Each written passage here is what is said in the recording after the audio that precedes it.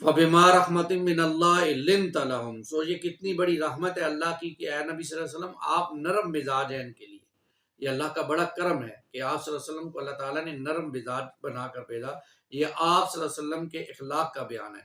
وَلَوْ كُنْتَ فَظًّا غَلِيظَ الْقَلْبِ، اور اگر کہیں ہوتے آپ سخت مزاج اور دل کے سخت، لَنْفَضُّوا مِنْ حَوْلِكَ، تو ضرور منتشر ہو جاتے یہ لوگ آپ کے گرد و پیش سے، آپ سے دور ہو جاتے.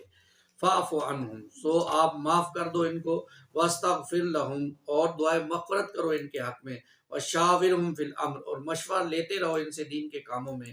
فَإِذَا عَزَمْتَ فَتَوَكَّلْ عَلَى اللَّهِ، اور پھر جب پختہ فیصلہ کر لو تم، یعنی مشورے کے بعد جب ایک ذہن بن جائے، فیصلہ ہو جائے، تو پھر اللہ پر توکل کرو.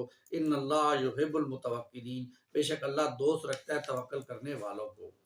یہ اب بڑی اہم ہدایات ہیں میر کارواں کے لیے.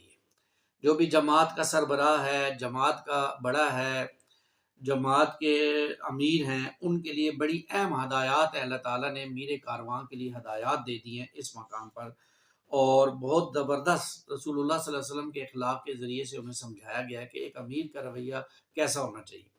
تو نبی سب سے پہلے تو نبی کریم صلی اللہ علیہ وسلم کے مزاج کی اللہ تعالیٰ نے تحسین فرمائی، اور اس پر اللہ تعالیٰ کی اس چیز کو اللہ کی رحمت کا مظہر قرار دیا گیا.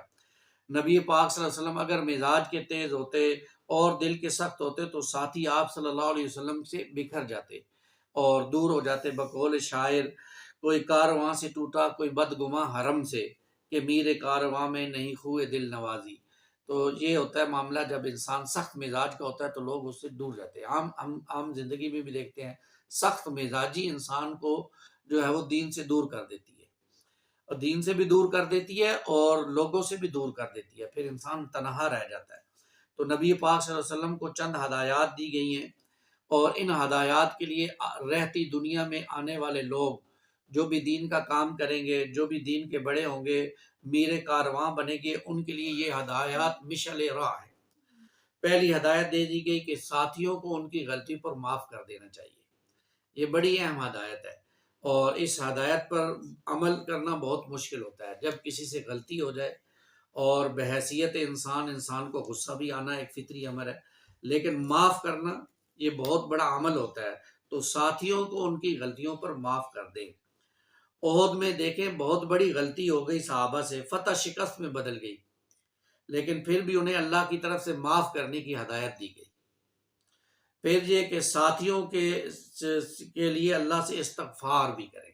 ساتھیوں سے غلطی ہو گئی ہے تو میر کارواں کی یہ ذمہ داری ہے، جماعت کے امیر کی یہ ذمہ داری ہے کہ وہ اپنے ساتھیوں کے لیے استغفار کرے. اب یہ نہیں ہے کہ ساتھیوں سے کوئی غلطی ہو گئی ہے تو اس کو کارواں سے توڑ دیا جائے. یہ اصل میں عجلت ہوتی ہے جو آج ہمارے ہاں میر کارواں میں یہ پائی جاتی ہے. ساتھیوں سے غلطی ہونا یہ فطری امر ہے، اور بڑی بڑی غلطیاں ہوں گی. یعنی اس سے بڑی اور غلطی کیا ہوگی آپ اندازہ کریں کہ صحابہ کرام کی غلطی کی وجہ سے پوری کی پوری فتح شکست میں تبدیل ہو گئی، لیکن اللہ کے رسول صلی اللہ علیہ وسلم نے ان کو اپنے سے جدا نہیں کیا. نہ اللہ نے کہا کہ ان کو اپنے سے جدا کیا جائے، ان کو علیحدہ کر دیا جائے، بلکہ یہ کہا کہ ان کو اپنے ساتھ جوڑ کے رکھیں، ان کی غلطیوں پر میر کارواں استغفار کرے، وہ استغفار کرے اور ان کو معاف کر دیا جائے. اور جو ہے وہ ان کو معاف کرنے کے ساتھ ساتھ معاملات میں ساتھیوں سے مشورہ، انہی ساتھیوں سے مشورہ کیا جائے تاکہ ان کو شرکت کا احساس رہے. یہ نہ ہو یہ سمجھیں کہ ہماری غلطی کی وجہ سے ہمیں کچھ عجیب ہی چیز سمجھ لیا گیا ہے اور ہمیں عضوی و معطل سمجھ کر بالکل کاٹ ہی دیا جائے. یہ نہ ایسا ہو، بلکہ ان کو شرکت کا احساس ہو، ان سے مشورہ کرتے رہنا چاہیے. پھر یہ کہ فیصلہ جب بھی امیر کرے مشورہ لے کے کثرت رائے سے نہیں بلکہ اپنی بصیرت سے کرے، جو اللہ نے اس کو بصیرت دی ہے. یا یہ نہ ہو کہ خواتین کے کہنے پر جو ہے وہ فیصلے ہو رہے ہوں، یا جو ہے وہ کسی اور کے کہنے پر یا کسی ایک فرد کے کہنے پر نہیں. اپنی بصیرت، سب سے مشورہ لیا جائے، اپنے گھر والوں سے بھی مشورہ لیا جائے، اپنے ساتھیوں سے بھی مشورہ لیا جائے، ان ساتھیوں سے بھی مشورہ لیا جائے جن سے غلطی ہوئی ہے، اور اس کے بعد فیصلہ خود کیا جائے. کیونکہ ہر امیر نے خود اللہ کو جواب دینا ہے. وَكُلُّهُمْ آتِي يَوْمَ الْقِيَامَةِ فَرْدًا، ہر شخص نے فردن فردن اللہ کے حضور پیش ہونا ہے. تو امیر نے بھی فردن ہی پیش ہونا ہے، اس نے بھی اکیلے ہی اللہ کے حضور جانا ہے. تو فیصلہ کثرت رائے سے نہیں بلکہ اپنی بصیرت سے کرنی ہے، اور فیصلے کے بعد اللہ پر بھروسہ کرنا ہے. پھر اللہ پر بھروسہ کرتے ہوئے فیصلے کو جو ہے وہ نافذ کرانا ہے، اور جو ہے وہ اس کے اوپر پھر جو بھی اللہ چاہے اس کے حوالے سے. یہ کچھ ہدایات تھی میر کارواں کے لیے. لیکن افسوس کے ساتھ کہنا پڑتا ہے دین کا کام کرنے والے لوگ بھی آج ان ہدایات سے دور ہیں. ہمارے ہاں بڑی سختیاں ہیں، اور بڑی جو ہے وہ ہم قرآن سے بہت دور ہیں.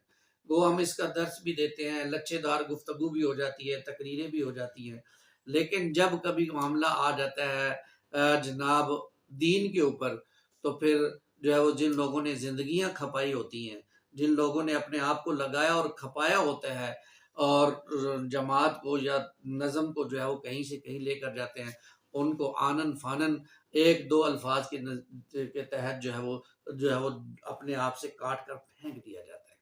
نہیں، یہ طریقہ محمد رسول اللہ صلی اللہ علیہ وسلم کا طریقہ نہیں ہے، یہ طریقہ دین کا طریقہ نہیں ہے، یہ سنت کا طریقہ نہیں ہے، یہ طریقہ مخالفانہ سنت کے مخالف ہے. اس لیے ہمیں ساتھیوں کو جوڑ کے رکھنا چاہیے، ان کی غلطیوں سے درگزر کرنا چاہیے. بڑی غلطیاں بھی ہو سکتی ہیں، چھوٹی غلطیاں بھی ہو سکتی ہیں. بڑی غلطیوں پر توجہ دلائیں گے تو پلٹ آنے کے چانس ہوں گے.